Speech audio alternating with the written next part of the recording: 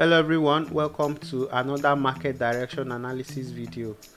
We are currently at the midpoint of the monthly contract, which doubles as the midpoint of the quarterly contract, and we know that the midpoint of the contract is our reevaluation phase.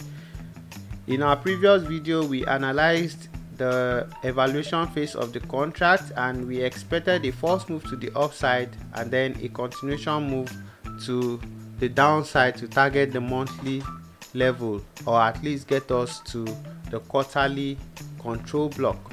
But as you can see, price is yet to get to that quarterly control block or even the monthly target.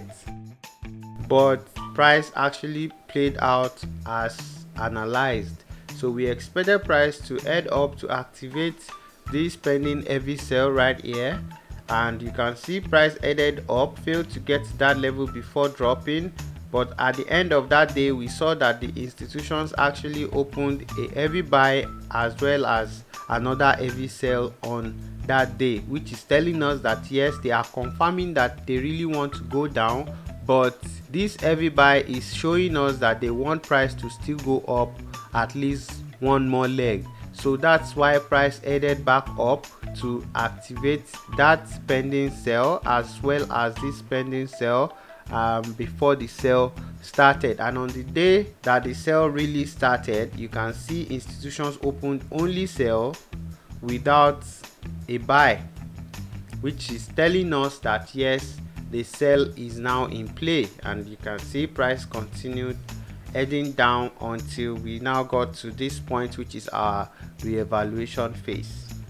So for the reevaluation phase, we will be expecting almost the same thing because the direction is still bearish, and right now we are at a point where we expect another false move. And since the direction is bearish, it means the false move will definitely be bullish. So we expect a false move to the upside followed by a continuation sell swing to the downside to take us to our monthly target or to the quarterly control block, because we know the quarterly players are bigger than the monthly players. That means they can actually cause price to go back up, and in short, we expect them to cause price to go back up at least once before the continuation to the downside, because even if they are going to be flipping their position to sell, they still need time to do it. So they will still have to push price back up so that they can flip their position to sell and join the monthly contract players in the same direction.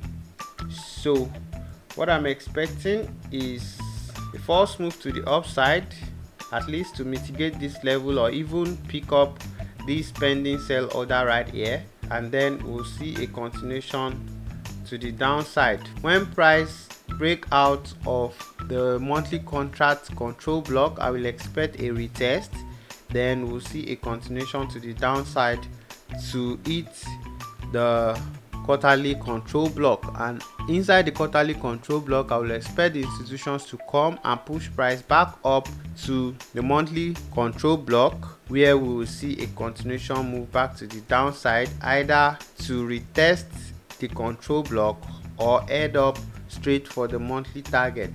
At this point, I'll have to still check the orders that come into the market and also look out for gaps to know if the quarterly players will be switching to sell or they are going to hold their position and force price to go back up. So at least we should get opportunities to take the buy and also take the sells until we get to the quarterly control block. And another thing we need to take note of is that the fundamental bias ends when inflation figures are released.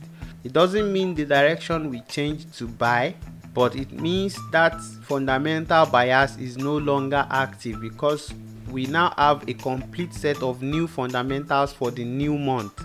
And right after the inflation figure is released, the next Monday is usually the monthly contract open, so we have to take note of that. Remember, I'm not going to be taking all my trades blindly. I definitely will still look at the orders that come in every day as we progress to know if the institutions are actually aligned with the direction. This is what is expected according to what we have on ground. But if the orders that come into the market suggest otherwise, I will definitely pull out and just watch what will happen next. I don't like to go against the plan, but when I see the institutions going against the plan, I'll just like to sit on my hand or look at the news or the fundamentals around the world to know if something is happening that is a surprise to the market that is causing the shift. Like when Donald Trump went to bomb Iran, that is a major shift, and that's exactly what caused the flip in the last monthly contract. So I'll definitely watch out for stuffs like that to know if there is a major shift that is causing the institutions to change their positioning. So if I get something like that, I'll then be able to take trades in line with the new orders that come into the market, because I now know why those orders are coming in. But for now, I stick with the direction. Once I see the institutions aligning with that direction, I go in with them. So that's it for this video. I'll see you guys on the Telegram group. If you would like to join our data channel and Telegram group, I'll leave a link in the description of this video. If you have any question, you can leave it in the comment section. And if you are yet to subscribe to the channel, please hit the subscribe button. Don't forget to leave a like on the video. I'll see you guys on the next one. Have a great day.